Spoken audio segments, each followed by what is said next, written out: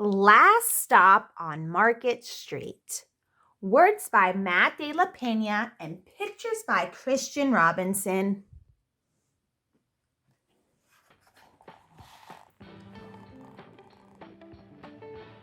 CJ pushed through the church door, skipped down the steps. The outside air smelled like freedom, but it also smelled like rain, which freckled CJ's shirt and dripped down his nose.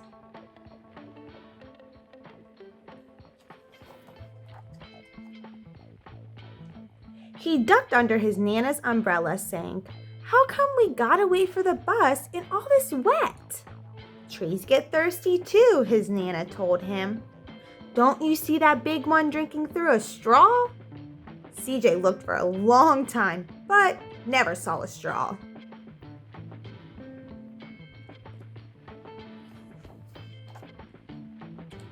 From the bus stop, he watched water pool on flower petals, watched rain patter against the windshield of a nearby car. His friend Colby climbed in, gave CJ a wave, and drove off with his dad. "Nana, how come we don't got a car?"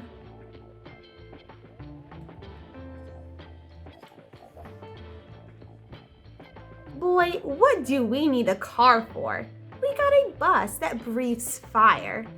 And old Mr. Dennis, who always has a trick for you."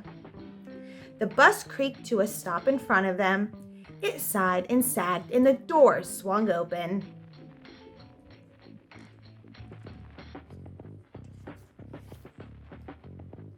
"What's that I see?"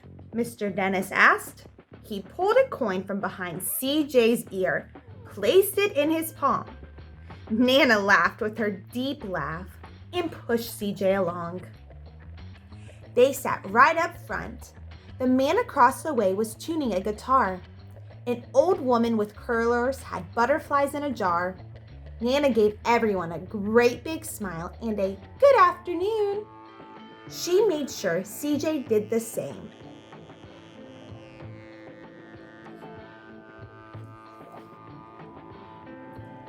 The bus lurched forward and stopped. Lurched forward and stopped. Nana hummed as she knit. "How come we always gotta go here after church?" CJ said. "Miguel and Colby never have to go nowhere." "I feel sorry for those boys," she told him. "They'll never get a chance to meet Bobo or the Sunglass Man. And I hear Trixie got herself a brand new hat." CJ stared out the window, feeling sorry for himself. He watched cars zip by on either side, watched a group of boys hop curbs on bikes.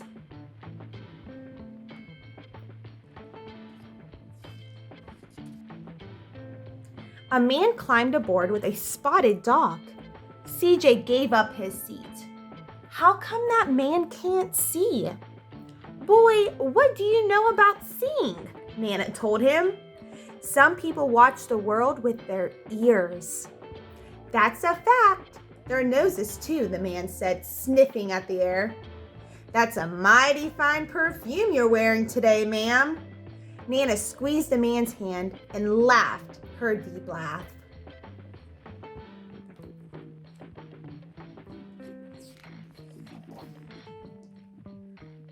Two older boys got on next.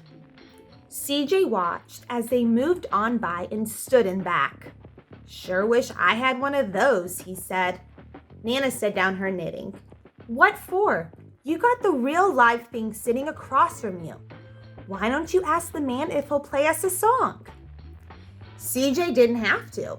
The guitar player was already plucking strings and beginning to sing.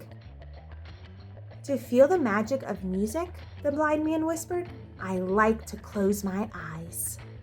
Nana closed hers too. So did CJ and the spotted dog.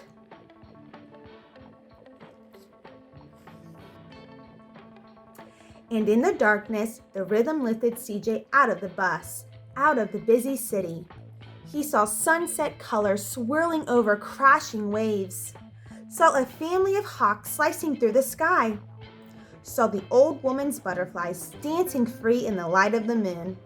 CJ's chest grew full, and he was lost in the sound, and the sound gave him the feeling of magic.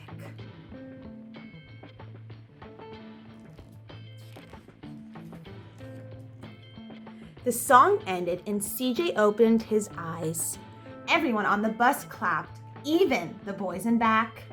Nana glanced at the coin in CJ's palm. CJ dropped it in the man's hat. "Last stop on Market Street," Mr. Dennis called.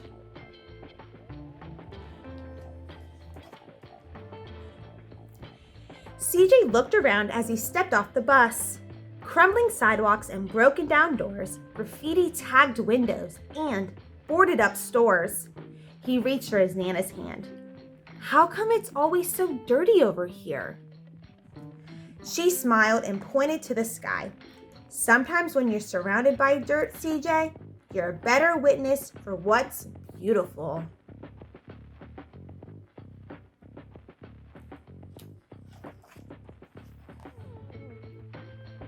CJ saw the perfect rainbow arcing over their soup kitchen.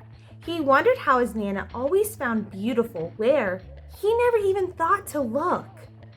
He looked all around them again, at the bus rounding the corner out of sight, and the broken street lamps still lit up bright, and the stray cat shadows moving across the wall.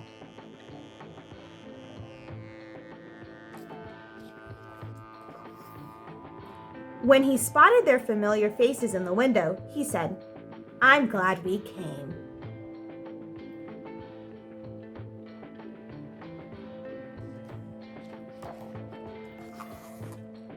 He thought his Nana might laugh, her deep laugh, but she didn't.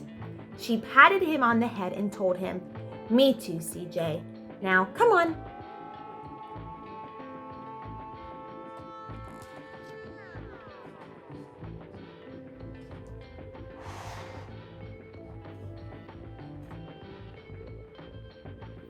The end.